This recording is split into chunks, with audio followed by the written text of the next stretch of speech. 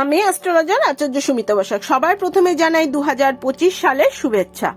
আশা করি আপনারা সকলেই ভালো আছেন। আর তার সঙ্গে জানাই যারা আমার চ্যানেলটি সাবস্ক্রাইব করেছেন তাদের অসংখ্য অসংখ্য ধন্যবাদ আমার চ্যানেলের পাশে থাকার জন্য। আপনাদের ভালোবাসা ও আশীর্বাদের জন্যই আমি নতুন নতুন ভিডিওগুলো আপলোড করতে চলেছি। তাই আশা করব এখনো যারা আমার চ্যানেলটি সাবস্ক্রাইব করেননি তারা অবশ্যই আমার চ্যানেলটি সাবস্ক্রাইব করবেন এবং আমার চ্যানেলের পাশে থাকবেন।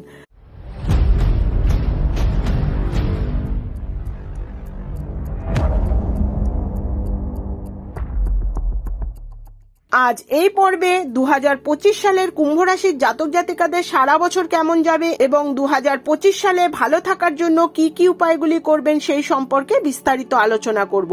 আপনারা শেষ পর্যন্ত সঙ্গে থাকুন। 2025 সালে কুম্ভ রাশির জাতক জাতিকাদের উদ্দেশ্যে বলবো, বছরের শুরুতে বড় কোনো গ্রহ স্থান পরিবর্তন করছে না, তবে 29শে মার্চ শনিদেব কুম্ভ রাশি থেকে স্থান পরিবর্তন করে মীন রাশিতে অবস্থান করবে।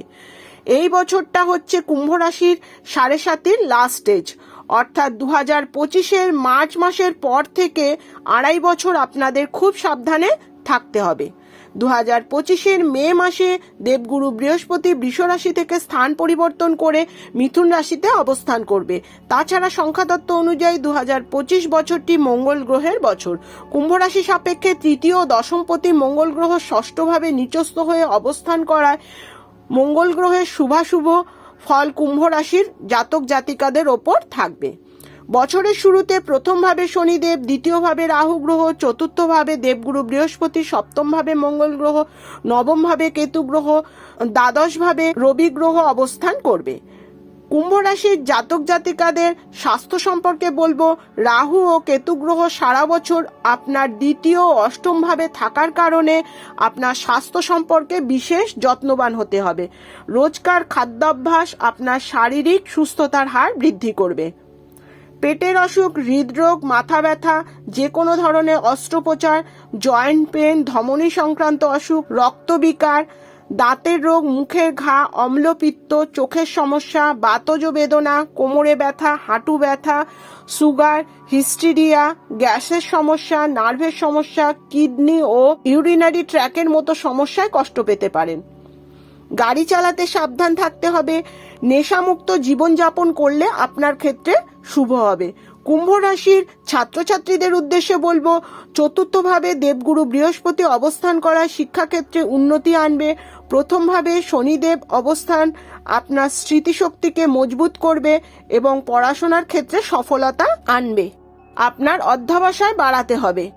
মাঝে মধ্যে পড়াশোনার মনোযোগের অভাব দেখা দিলে সেদিকে বিশেষ সতর্ক থাকতে হবে। নেশা ও বাজে বন্ধু সংসর্গ থেকে দূরে থাকার চেষ্টা করবেন।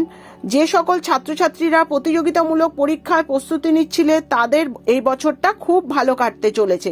তাছাড়া যারা হিসাবশাস্ত্র, মনস্তত্ত্ব, অর্থনীতি, রসায়নবিদ্যা, ডাক্তারি, ইঞ্জিনিয়ারিং, গুপ্তবিদ্যা এই ধরনের পড়াশোনার সাথে যুক্ত হতে চান তারা উন্নতি করতে পারবেন। আপনারা যে কোনোভাবে একাকিত্ব, উদ্বেগ ও দুশ্চিন্তা থেকে যতটা সম্ভব নিজেকে দূরে রাখার চেষ্টা করবেন। পারিবারিক বিভিন্ন বাধা বিপত্তি শিক্ষাক্ষেত্রে প্রতিকূল পরিস্থিতির সৃষ্টি করবে, সেই দিকে বিশেষ সচেতন থাকবেন। কুম্ভ রাশির জাতক জাতিকাদের কর্মজীবন সম্পর্কে বলবো, কর্মের কারক গ্রহ শনিদেব আপনার প্রথমভাবে অবস্থান করবে এবং এই সময় আপনি 7.5 শেষ ধাপ অতিক্রম করবেন।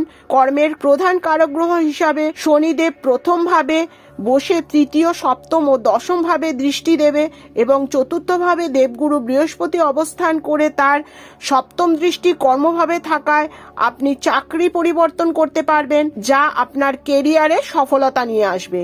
তবে যারা আবগারি বিভাগ, সরকারি প্রশাসনিক কাজ, শিক্ষক, প্রফেসর, ডাক্তার, রিপ্রেজেন্টেটিভ, শিল্পকলা, লোহা, খনিজ দ্রব্য, কাঠ, গ্যাস এই ধরনের কোম্পানিগুলিতে কর্মের সঙ্গে নিযুক্ত হলে তারা উন্নতি করতে পারবেন।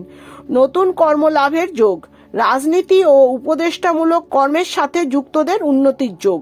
ব্যবসায়ীদের আর্থিক উন্নতি ও সফলতার হার বৃদ্ধি পাবে, তবে মাঝে মধ্যে আয়ের স্রোত কিছুটা কমতে পারে। আপনারা হতাশ হবেন না, কারণ শনিদেবের দৃষ্টি সপ্তম ভাবে থাকায় কঠোর পরিশ্রমের মধ্যে দিয়ে আপনার আয় উন্নতি বৃদ্ধি পাবে। যে সমস্ত ব্যবসায়ীরা লোহা, তেল, গ্যাস, কাঠ, বাড়ি তৈরির জিনিসপত্র, গাড়ির পার্টস এবং ওষুধ ব্যবসার সঙ্গে যুক্ত তারা উন্নতি করতে পারবেন। যারা শেয়ারে বা এক্সপোর্ট ইম্পোর্ট ব্যবসার সঙ্গে যুক্ত হতে চান তারা অবশ্যই জন্মছক বিচার করে তবেই সিদ্ধান্ত নেবেন, কারণ ঠকতে হতে পারে। আর্থিক আয় ব্যয়ের হিসাবে কোনো রকম গরমিল করলে আপনাকে সমস্যায় পড়তে হতে পারে। কুম্ভ রাশির জাতক জাতিকাদের বিবাহিত জীবন সম্পর্কে বলবো, একে অপরের ওপর বিশ্বাস ও ভরসা রাখতে হবে। পরপুরুষ ও পরস্ত্রীর প্রতি আসক্ত হবেন না। প্রেম সম্পর্কে মনোমালিন্য দেখা দেবে। একাধিক প্রেমজ সম্পর্কে যুক্ত হলে নানা রকম সমস্যার সম্মুখীন হতে হবে। অবিবাহিতদের বিবাহের যোগ। শ্বশুরবাড়ি সংক্রান্ত কোনো বিশেষ কারণে দাম্পত্য জীবনে ছোটখাটো মতবিরোধ হতে পারে, তবে সেটা বড় আকার নেওয়ার আগে নিজেদের মধ্যে মিটিয়ে নেওয়ার চেষ্টা করুন। সন্তান ভাগ্য শুভ, তবে সন্তান ও পিতামাতার স্বাস্থ্যের প্রতি যত্ন নিতে ভুলবেন না। আইনি ঝামেলা থেকে যতটা সম্ভব দূরে থাকতে চেষ্টা করবেন। কোনো রকম হঠকারী সিদ্ধান্ত, বিরূপ আচরণ, অসংযত কথাবার্তা, কারুর সাথে শত্রুতা তৈরি করবেন না। দীর্ঘদিন ধরে যে কাজগুলো আটকে আছে সেগুলো খুব শীঘ্রই সম্পন্ন হবে। পরিবারকে সঙ্গে নিয়ে ভ্রমণের যোগ, হঠাৎ করে ধন লাভের যোগ, রোজগারের জন্য নতুন নতুন রাস্তা খুলে যাবে।